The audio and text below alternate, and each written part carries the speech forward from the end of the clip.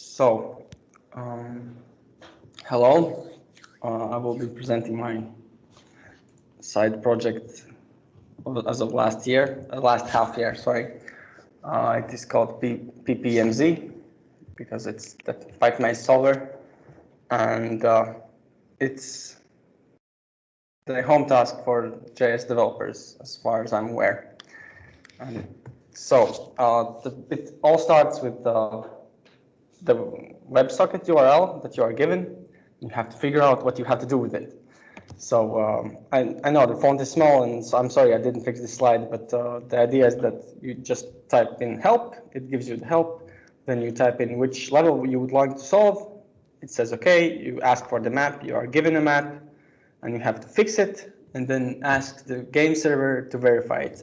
This is a sample session, so I didn't bother to do it correctly, but yeah, so it says incorrect, but the idea is to have it say that it is correct. So why did I want to do it? It's because, first of all, I haven't done much optimization work.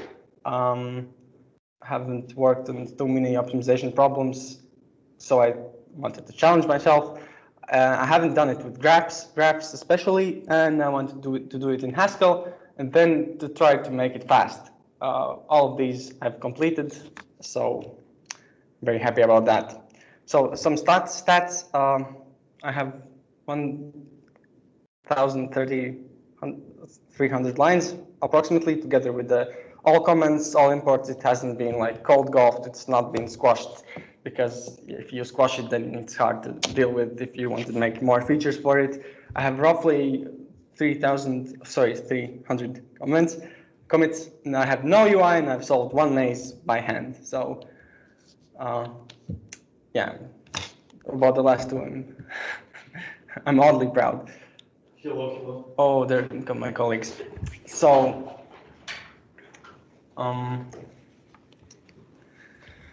one of the goals was to go, a pizza was being offered if you solve it to level 6 real quick. I only missed the mark by half a year. I'm very, yeah, it's happened that way. So I had another goal, which was to make the solver intelligent instead of making it just fast. So hopefully the intelligence of the solver would make it much faster than just making it dumb and fast. I wanted to make it work and then optimize as a process instead of just stressing out about what I should do next. And I wanted to optimize that which gives me the most pleasure and/or speed.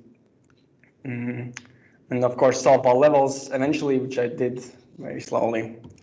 So the task itself, sorry, colleagues, those who just came, there's the WebSocket. You ask it for a maze. It gives you a maze. I hope you're aware. It gives you a maze that looks roughly like this, and it is a maze that should look like this. It looked something like that in the maze server. Then it rotated all pieces to a random rotation, so you get this maze. Then you have to solve it step by step to get the correct one. So the type of the maze that it's supposed to be is a maze that is connected, so that there's you can get from any pixel to any other pixel. So if there are two separate components, you won't be able to get from any pixel to any pixel. So that is what you have to avoid, which is not a big problem for the small levels. It becomes a big problem for the bigger levels. So in the end, you'll get a big connected planar undirected graph. And the fact that it is planar means that the complexity can't grow as fast as for like general graphs, which is a good thing. Probably the reason why it's easy to solve these mazes. So small demo. This is the beginning maze. I'll also show videos. This is the next stage of my solver. This is the third stage, and that is the last stage. So in this meeting, I'll go through how it actually solves it.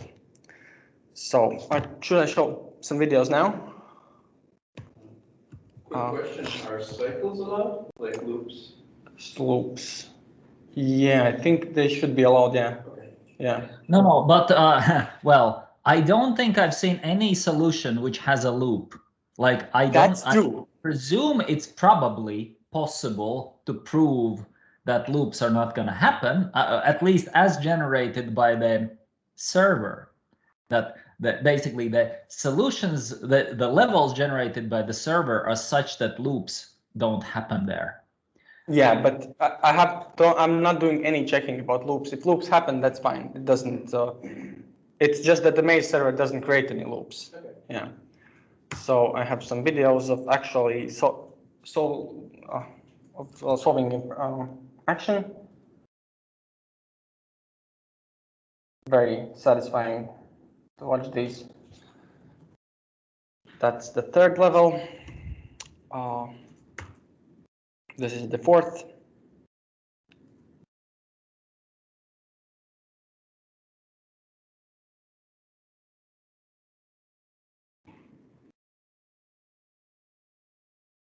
I remember when I used to look at videos like that a while ago, I thought, how can this be done? Like, how does that work? And I had very misguided preconceptions about it.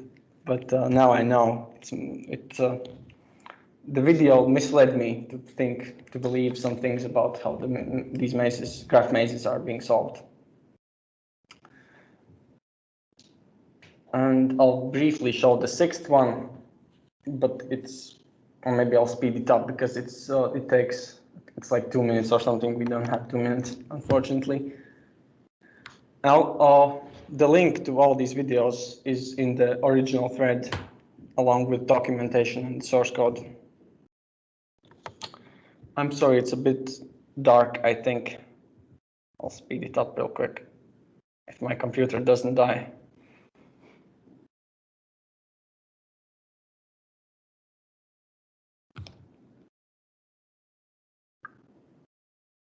There we go. Very pleasant. It's 3,000 pixels by 3,000 pixels, so either the encoder or the player lags at some point while replaying this. I think it might have been the encoder. And there we go. All solved. Okay, let's now get to what the model is like and how to actually solve it. So we have the pixels. So this pixel has 0 rotation. This pixel has 2 unique rotations, and this has 4 and 4. So does this, and so does that. Each of the sides can be represented in the code by a bit. So in my case, I mirrored the bits, so the rotation would be easier to do with the rotation as a rotation command, so that I don't have to move the last bit from the beginning and so on. So top, right, bottom, left, top, right, bottom, left. So each bit is either on or off. So this is 1, 1, 1, 1, 4 ones. If it's mirrored, it's 8 ones. So this is 0, 1, 0, 1 or 1, 0, 1, 0, also mirrored and so on. Another useless fact is that if you flip all the bits, you get valid pieces, except for the cross, which results in like empty space. But that can be also solved, and I'll show that later. So yeah, I have for each pixel I have its bit order, which is top, right, bottom, left. I store the valid rotations for each pixel. I store the neighbors that have been solved, and so each piece results in the information that is number of choices, which rotations are valid. So that is 4 bits. This is like 4 bits, and the neighbors that have been solved according to top, right, bottom, left order, and they are indexed internally by a single int instead of 2, which made it a lot faster when I removed that later on while refactoring. So it all fits within the framework of backtracking, which basically means that when you are, it worked for games in which you have to do guesses. So you make a guess anywhere in the game. So you say you have like choices 0, 1, 2, and 3. And you have to do a single choice. So let's say we start with the first choice, which is 0. We put 1, 2, 3 in the stack as the solutions we haven't visited. We store the whatever needs to be done to undo the 0, which we implemented in the mutable maze. And then we go on to the next choice, which is 2 and 3, for example. And then you store the choice. Then you implement the choice 2 along with its undo operations. You store 3 in the stack, and you go on further like that. So I have a special type for this stack internally, which is progress is my whole solver state. Continue is what the pixel that is supposed to be solved, what is its data, and also unwind. So for each solve, I get a tuple of next choices that I could have done but I didn't, and how to get back to the original maze. Does that clear at all? Roughly. Okay, no questions. Okay, very well. So the problem with that is that if you do the guesses in random parts of the maze, you don't, the guesses don't constrain themselves. So the search space can be very huge. So you have to choose which choices you should do next. And so I do them like this. These light blue, pixels show the places where the next solution could be. These are the colorful ones, are the solved ones, and to store this, to choose the next one, I internally store a priority queue, and so. Yeah, as it's a graph, there are multiple ways to continue. See, you can continue from here, you have a priority queue, you score each piece according to its position and the number of choices it can have, and you try to minimize the score, so each time you pick the piece which has the fewest choices. So if you have choices, say A, B, and C, it can technically be some piece. Oh, okay, it's abstract, sorry. You choose the piece that has the smallest score, and internally that is represented by a map from score to flat cursors, which is the index of a piece in the map, which is flat. It's not like X and Y, because that is more expensive. It's just a single integer, but it works in works like this: X plus Y times the width of the maze.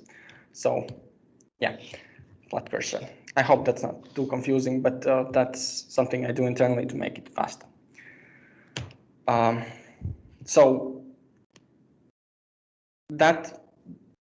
if you solve it this way, it is pretty fast for the first 5 levels. And the things I tried before that, which were bad ideas, is the first one is backtracking line by line. So it's the good thing is that this should be a good thing. It's a pro. It's very simple to do, but it has no priority queue, so you can't reduce the search space, and it seems a little boring. So I didn't want to. I couldn't believe that could be the solution, so I gave up on that really fast. Second thing I tried out was finding all solutions per block, like say 4 by 4, and then combine all the solutions to like 16 by 16, and hopefully that would somehow solve it. It kind of would work, but it's tricky to do, and I messed up the code. It's a tough idea, and I abandoned that. But I'd spent a lot of time on it. I thought it was going to really be cool, and it didn't work at all. I also initially tried breadth searching, and I implemented it incorrectly, which I later realized, and it was quite messy. So I thought I should leave breadth-wise searching for the very, very last, because you have to change the structure of code, and yeah. So I also made each pixel as a list of poking ends. So instead of a bit, you have a list of like bits. That's not a bad idea because it allows me to just continue on with where I have to actually solve the maze in an effective way. But yeah, that's how I initially stored the pixels. Then I had a problem with duplicate and like untidy priority maps, which duplicated data and didn't clean themselves properly. So for some reason, they just became the program became very slow. And until I realized that I have to clean them up and I have to make it all very tidy, it was bad. So I also tried having a mutable table state, which for the 5th level already pretty much ate all my RAM. The programs do that. And yeah, using 2D cursors also not necessary, so it became very fast. I can also show the list of backlog I had. Like it's just tons of notes and to-dos that I just diligently all did to make it very slow, very fast. And I have also a list of runtimes for like 20 mazes of the 5th and the 3rd level, and also then for the 6th one. So I started with 50 seconds, and then I got to wall clock time, which is not the CPU time, to 2 3/4 of a second for all mazes once, for these specific mazes. And cursors, yeah, there we go. When I implemented the flat cursors, it went from 31 seconds to 25, so that really helped me. It will be even more apparent once you get down to like 2nd level solves. Okay, what do we have next? We have a problem. So when we solve mazes, we have to check for connectivity. If we just check that all of the pieces match up against one each other, that is really easy and fast to solve. So what we have to do is make sure that none of the networks are disconnected. And the way I do that is I store a components map internally, and I give each piece its graph ID, which I call partition ID. So at each index X, I give it the partition ID X by default. Whenever I solve a piece, I remove the count from that part ID by 1, reduce it. If I add a new continuum, which is like one of the continuums are the open ends of a graph, the blue ones you saw earlier, and then you increment it by 1 per each new continuum after a solve. And when 2 graphs are joined, then you write that they're all new. They get a new graph ID, which is the minimum of all graph IDs in the set for each of the graph. What is that? What does this mean? Oh yeah, and they get and their new value is the sum of all the joined graphs. And you also write in the maze that graph's pixels. I think this is not quite correct, but the new pixels graph ID, partition ID, is the minimum of all of those, because if you store the continues, they are left with the old one. So in order not to have to traverse over all the open ends of the graph and change their graph IDs, I just store them in the maze, and when they get solved, they look up where they originated from and checked that piece's new ID, and that if it's not equal to itself, it checks the one that it points to. So to find for a continue to find its actual graph partition ID, you have to like check for a fixed find the fixed point. Yeah. So does that make sense? Well, basically, I think I would have needed a graph, but so if you have, if I can't draw on this, I'm very sorry. Can I draw on this? I can't. You probably can. I probably can't. So when 2 networks are joined, how do I explain this?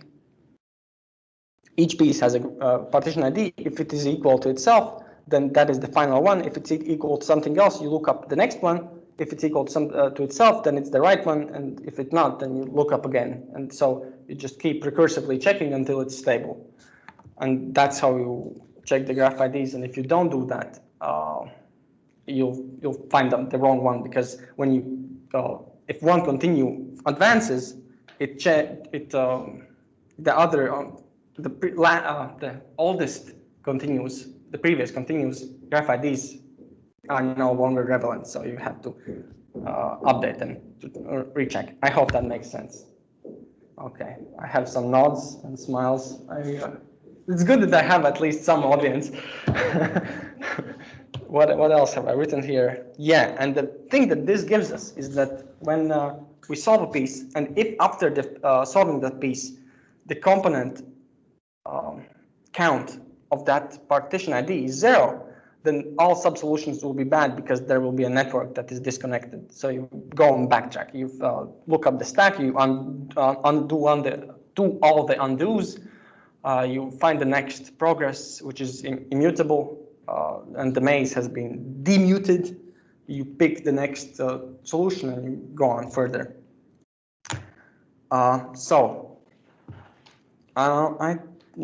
In the score, I have this choices times coefficient. So when the connectivity is not correctly implemented, implemented inefficiently, I had to change this coefficient to something small, because if the number of continuous is too big, then it just starts to become really slow. So I had to lower this coefficient. But once I implemented correct connectivity, I could just only solve the pieces that have no guesswork. So there's only one choice for each piece. And that way, you can do 1 to 5 levels very quickly. You can also leave an empty stack if no choices are made, not even like a single empty list item. There's just no stack. It's just there it is. You don't have to go anywhere. In the code, I of course inlined pretty much all functions in the main code, and this gives us like 90% solve. 90% of the maze solved for the level 6. It doesn't solve it, but it gets to 90% very fast, and then it becomes really, really slow. So I did some bad ideas, which is to match all sides of a pixel each time, which is not necessary. I don't want to go into why, because it's not very interesting, but I can tell you later. I also tried like traversing all part IDs of all continuous per step. So imagine if the further you go into maze, the further places you can continue from, and you go through all of the list to check whether some part ID is no longer represented, so it would be disconnected. So that is the poor man's way of checking for connectivity. It's very slow. I used too small coefficient for optimizing choices, and I used boxed arrays. All made it very slow. So I undid all these. So that is what you wouldn't normally see. Like if you look at the code, you don't see that it was written badly like that. So I think it's worth mentioning why it was slow initially. So, okay, you just solve the whole maze deterministically. You may have made no choices. We have a problem. You see, there are these tiny patches of unsolved regions, and each of that region has like some choices that have to be made. And the problem is that once you solve an island after an island with regular backtracking, their complexity grows, and we have like I think 100 or 200 of these small islands. Some are really small, some are bigger. They're not too small, and that just kills the solver because it's just too much to do. And yeah, that is basically what this task is about. I think to solve the level 6. It's the ultimate thing you can do. So I have enlarged some of the islands. So what we can do about that? We can, as you remember, I have this stack that is explicit. So when you arrive to a solution, you can say, okay, this solution sucks. Give me the next one, because I have all the choices saved. So in regular recursive backtracking, the stack is inside of the programming language stack, and once you get the solution, it disappears because you didn't save it. I save it so I can compute all of the solutions. So first of all, I compute all the island regions, and I run the solver until there are no more solutions within that island. And then I group the solutions by its components map, which has all the graph IDs and their counts, and also their continuous. But for simplicity's sake, I just have the counts, and it groups them by that. So effectively, even if you internally rotate something differently, but the outside effect is the same, but the same graph IDs are partition IDs are joined. Doesn't matter which one, how it looks internally, because it's going to be connected the same way, and that's what the island matters to the rest of the islands. They don't care how it's connected internally. They care that it's connected to the same. So as you see, let's take this. Which one? This island. It connects the red one to the green one and to this one. So basically, it has to connect these somehow. So there are multiple choices. It can be done. It like can connect the green one to the red one and this one to that one, or it can connect none of them, possibly. Those are all the choices, but that's what really matters for solving an island. So yeah, we group them, and that solves more than half of islands very fast because there's only one solution. So okay, that's nice, but we can do better. So so this slide was about the fact that some of them only have one solution. Of course, I already spoke too early. So you can connect these graphs in various ways, and that's what we're really interested in. If you have an island like this is not the same one, it's a different one. You can see that it will result in like 3 different islands, and usually it's 1, 2, or 3, and I don't think I've seen 4. Or maybe like very rarely. I tried to make a search for those specific islands. I tried like 100 mazes. I didn't find anyone that had like 4 different solutions, I think. Yeah.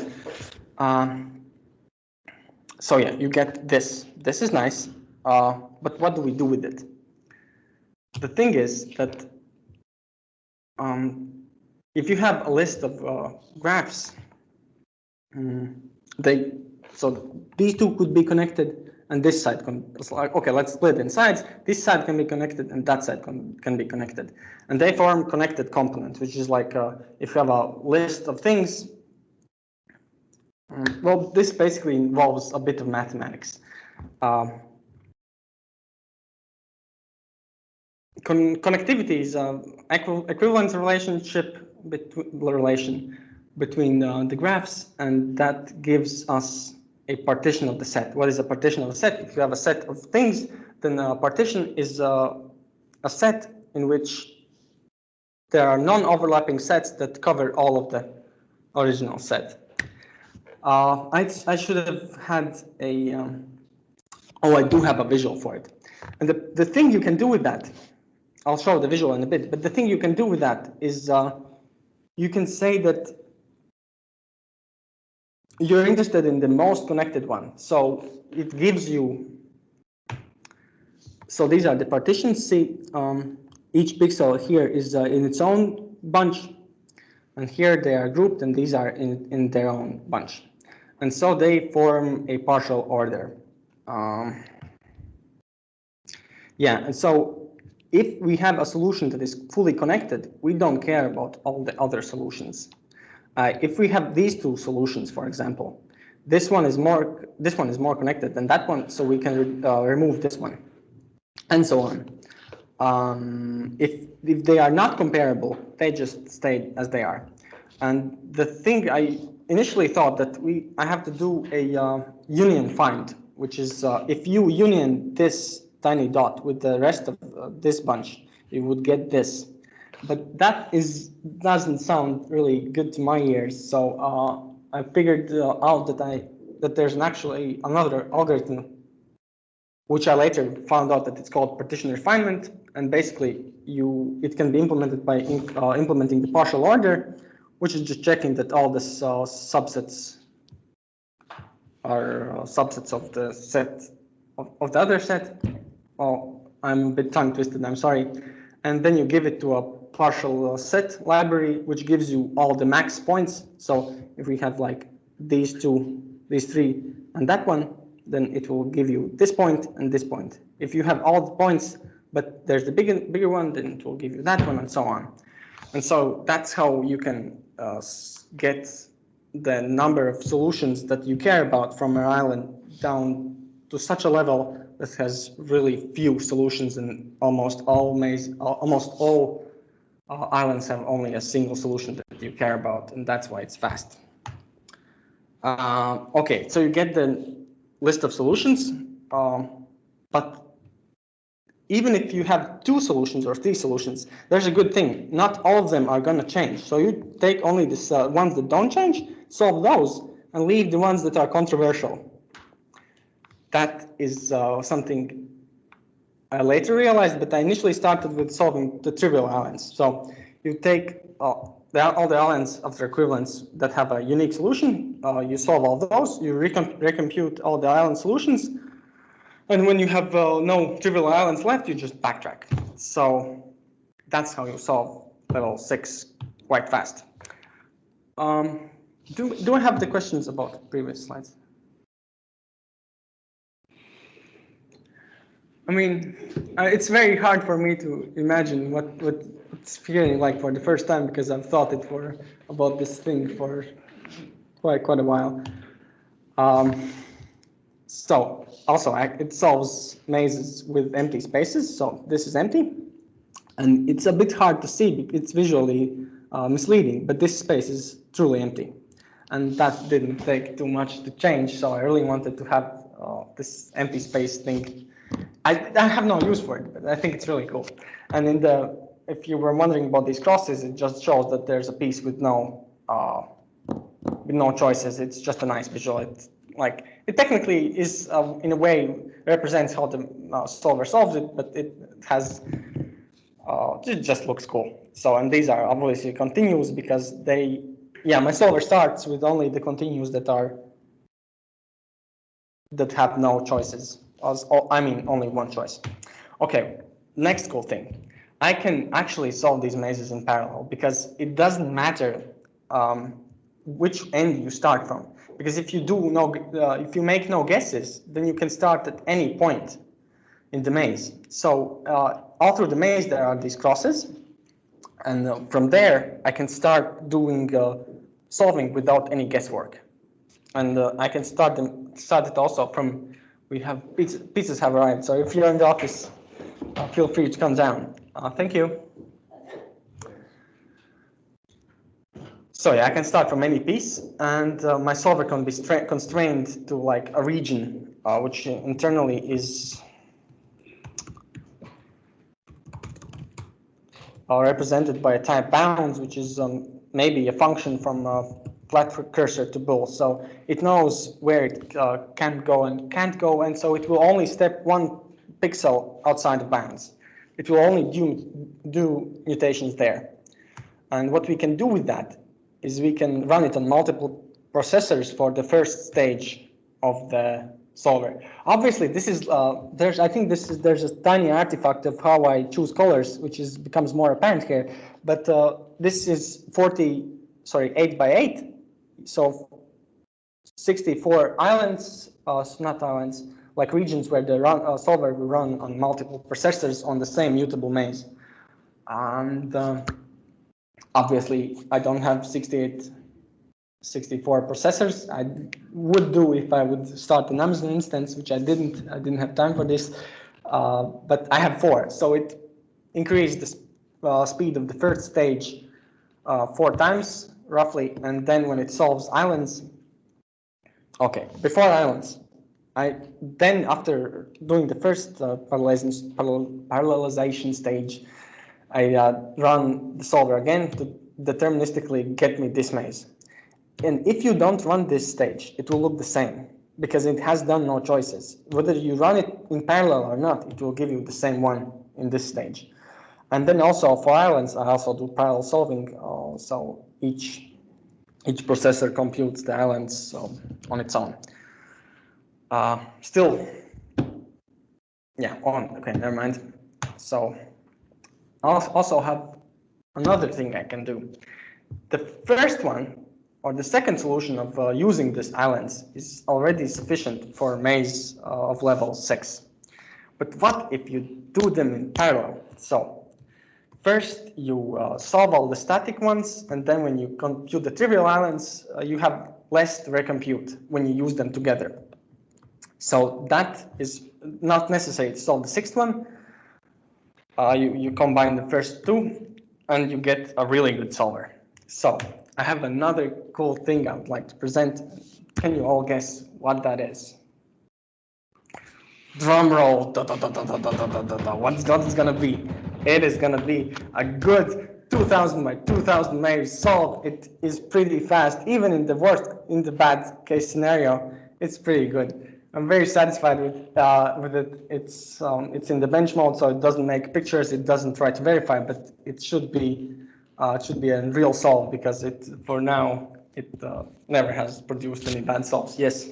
Question. Yeah, my question is for the people who haven't actually tried this whole maze thing, who haven't solved. What were the initial levels? Like you're saying that 2K by 2K is an achievement, but what were the default ones? So, And the time limits. time limits, no time limits. Well, I didn't try to do any really long solves on my computer, but I think as long as the maze server is alive and the WebSocket connection is not destroyed, it could be pretty long.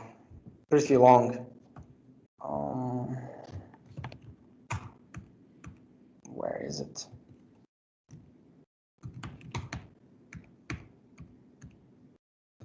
So the first one was 8 by 8. The second one is 500 pieces. I think it was like, I'm not sure, but it was rectangular. 500 pieces, then it's 2.5 thousand, then it's 20,000, 120,000, and then it's a million pieces. So this should be in total, 4 million, right? Yeah. I have the charger plugged in, so we can actually verify that I'm not lying. And we can also turn it on without the bench mode, so it would verify. It's going to make some pictures, so it's going to be a bit slow, but it's not going to be that slow. Oh, and sorry, I have to recompile it because I did a video.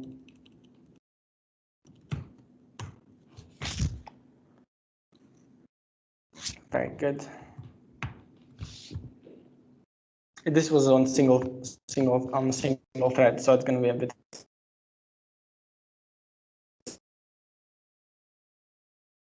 slower. Hope I'm not low on RAM.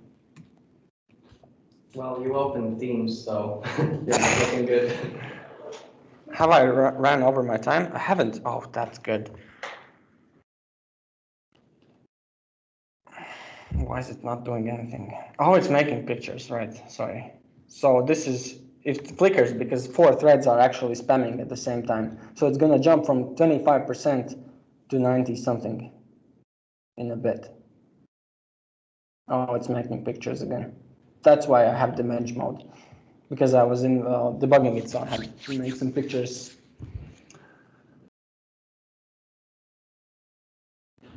Come on.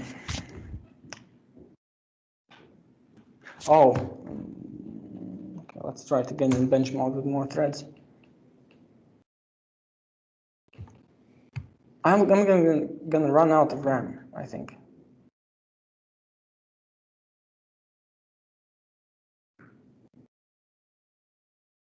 So just for clarity, you're currently running 2 solvers. Yes, right? parallelly. Yeah, I wanted to make it sure that it checks the maze because it doesn't in bench mode. Oh, I have Teams running, so the processor is a little slow right now. Oh, it is gonna solve the next one. We don't need that. It's gonna take a while. So yeah, it's okay. It's very, very slow to check that the maze is solved correctly, but it's also making very huge pictures.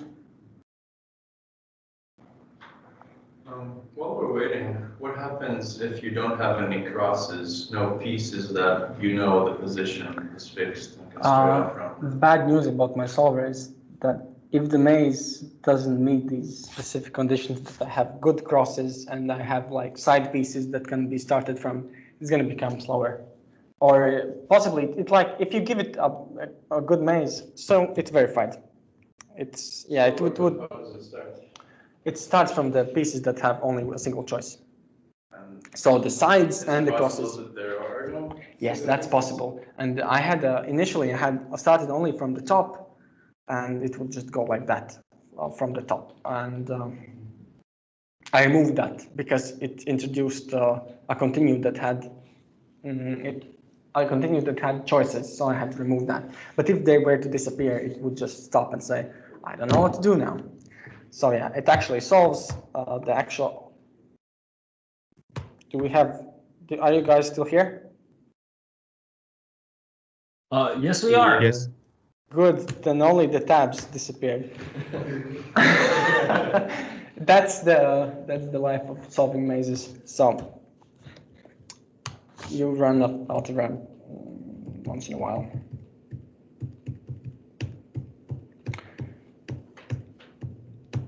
This is what I wanted to do for a long time. This is really, and it looks really cool, and it's implemented in a very nice way. So yeah, the last thing is that it really requires the maze server to produce mazes that are what I'm expecting they are. I'm not doing backtracking over whole islands, so if the number of non-trivial islands becomes a bit bigger, it immediately breaks down. So it won't, it doesn't backtrack over islands. It backtracks only individual pieces. So that's why I didn't do 4,000 by 4,000, because it just dies already at like 2,500 squared. It breaks down there already. It's going to be really slow. And I haven't done any breadthwise solving except for solving all of the islands. It's not breadthwise. It's depthwise first, and just continues to give you all the solutions. And the solutions can actually be recomputed cheaply. I don't do them cheaply now because it's a little tricky to solve, and I've run out of steam. But if you solve one island, the next one can be solved. The next island's pre-computed solutions can be checked by the previous island's undo steps. You do them in the same so the undo steps remove continues, and I have that information in the other islands continues, so I could reuse that instead of generating all of them equivalent, equating them again, and so on. Yeah, that thing right is asked. So the main method looks like solve basic, solve flattened island static, solve trivial islands, solve backtrack, print times, and that's all.